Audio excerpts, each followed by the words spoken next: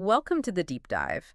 Today we're looking at a really fascinating story of digital transformation at one of the giants of healthcare, Siemens Healthineers. Right, a company most of us know for, the big machines, Yeah, the hardware. exactly. For over a century, they've been the name in those million-dollar MRI and CT scanners you see in every hospital.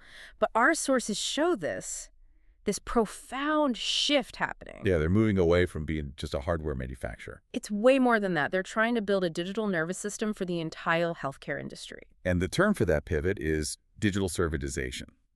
At its core, it's about shifting from that one-time sale of a big machine to an ongoing, data-driven service relationship. And the centerpiece of all of this is their platform, Teamplay. Okay, let's unpack that. The ambition here seems huge. They want to go from being a product supplier to an ecosystem orchestrator. That's the goal, to elevate and scale the healthcare system, as they put it. So our mission today is to really dig into how they're using their one massive, uncopyable asset, that huge global footprint of devices, to pull this off. The thing is, this change wasn't really optional for them. It was forced by these really powerful interconnected trends. You mean like demographics, the aging population and all that? Precisely. You have aging populations, a rise in chronic diseases. Yeah. And that puts just, extreme pressure on health systems everywhere. Eh. Their CEO, Bern Montag, framed it as needing to deliver better outcomes for lower costs. And you can't solve that equation with just a better scanner. You just can't. You need efficiency, and efficiency comes from data. And the amount of data we're talking about is just mind-boggling. It's an explosion. I saw one estimate that by 2025, we'd be generating over 400 exabytes of health data daily. Wow. And that data is useless if it's just stuck in silos on individual machines. Teamplay was really their answer to harness all of that. And then there was the competition. They couldn't just stand still. Not at all. The digital health market was already worth over $230 billion back in 2022. Their main rivals were already making big moves. Right, like Philips and GE. Exactly. Philips with HealthSuite, GE Healthcare with its Edison platform. They were all moving aggressively into digital. Even the tech giants, like the IBM Watson Health experiment, showed the game was changing. So if they didn't become a software company, someone else would basically build that valuable data layer on top of their hardware. They'd risk being commoditized. But, and this is the key, they had this incredible head start. The installed base. The install base. By 2019, they had over 230,000 devices out there in the world. That's not just a number, it's an instant data source, and more importantly, a foundation of customer trust. So that became the bedrock for their whole new strategy. It did. Their Strategy 2025 and the new ambition phase that followed put digital, data, and AI right at the core.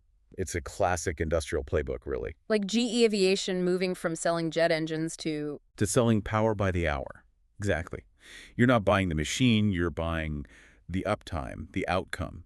Siemens decided they were going to sell outcomes, not just iron. So this whole journey with Teamplay started pretty early, right? Back in 2013 as a prototype. Yeah, it evolved over a few years and then formally launched as a full SaaS and PaaS platform around 2017. Which was a smart move. It means hospitals could subscribe without a huge upfront IT investment. Right, but there was a massive technical hurdle they had to clear first. For this to work, the platform had to be vendor neutral. Because a big hospital isn't just using Siemens gear. Of course not. They have GE, Philips, all sorts of equipment running side by side. If Teamplay only spoke Siemens, it would have been, dead on arrival. Okay, but hold on. Isn't that a bit like letting the fox guard the henhouse? I mean, if they're aggregating data from their competitors' machines, doesn't that give them an edge? That's a great question. And it's really the core of the strategy. It's a strategic choice. They had to be seen as a neutral unifier to get buy-in. So trust was everything? Everything. That's why they invested so much in data governance, setting up 7 global data centers to meet rules like GDPR and IPI. And getting that European privacy seal in 2020, that must have been a huge deal for convincing European hospitals to move patient data to the cloud. It was absolutely vital. It was a trust signal they needed. It basically says your cloud solution meets the absolute strictest data protection standards out there. Okay, so once they built that foundation of trust, they started rolling out these quick win apps. Yeah, things with immediate, obvious value, like Teamplay Dose to monitor radiation exposure for patient safety. Or Teamplay Usage, which is the one that speaks to the CFO. The one that says, hey, that MRI scanner on the second floor is only being used half the time? Exactly. And then there's Teamplay Protocols, which is all about efficiency. Instead of sending a technician to a dozen different sites to update a scanner protocol, You just push it out from a central dashboard. right, it cuts down variability, boosts efficiency. It's a huge win. And that's the functionality that lets it become more than just a tool, right? It becomes a true platform, an app store for hospitals. Precisely. They started bringing in curated partners, smaller companies doing amazing things like digital wound assessment or care coordination. SHS provides the pipes, the integration, the customer base. And they're really careful about that data privacy piece, even with their big partners. They have to be. They make it very clear that neither Siemens Healthineers nor IBM has access to the healthcare data without consent. That's the backbone of the whole ecosystem. And then in 2023, they introduced Teamplay Fleet, which kind of closes that servitization loop. It really does. It moves beyond clinical data into pure asset management. A 247 portal for service history, cybersecurity, upgrade planning. That's value for the C-suite. Absolutely. There was this great example of Allier, a diagnostics provider in Brazil. They said Fleet helped them make more precise depreciation estimates for their shareholder reports. When your platform is helping the finance team with their balance sheet, you know you're delivering real business value. You're way beyond the exam room at that point. Now, this all sounds great from the outside, but shifting a century-old hardware-first company, I mean, that must have caused some serious internal friction. Oh, it was a colossal internal culture war. You have to understand, SHS was built on these incredibly successful but separate silos. Fiefdoms, really. The CT division, the MRI division. Exactly. Yeah. And their managers were the world's leading experts in selling that specific piece of hardware. Suddenly they're being told they have to become beginners in this new digital world. I can just imagine the resistance. The MRI guys are generating billions in profit, and that money is being poured into this unproven platform, Teamplay. That was the core dilemma. Every new digital initiative was compared to the billion-dollar business of MRI. Right. To overcome that, they had to build what academics call dynamic capabilities. The ability to actually steer the giant ship. In a way, yeah, it's about sensing the change coming, seizing the opportunity, and then reconfiguring your resources to respond. So how did they do that? How do you actually build that? Well, they started with what they called sensing and coalition building. They created this thing called the T-Club, the Transformation Club. A safe zone? Kinda, yeah. A place for managers from different silos to talk about platform models without the immediate pressure of P&L. They also appointed digital ambassadors to champion the new way of thinking from the ground up. Okay, that handles the mindset. But what about the speed? Hardware development takes years. Software is all about move fast and break things. And that was the hardest part, the reconfiguring.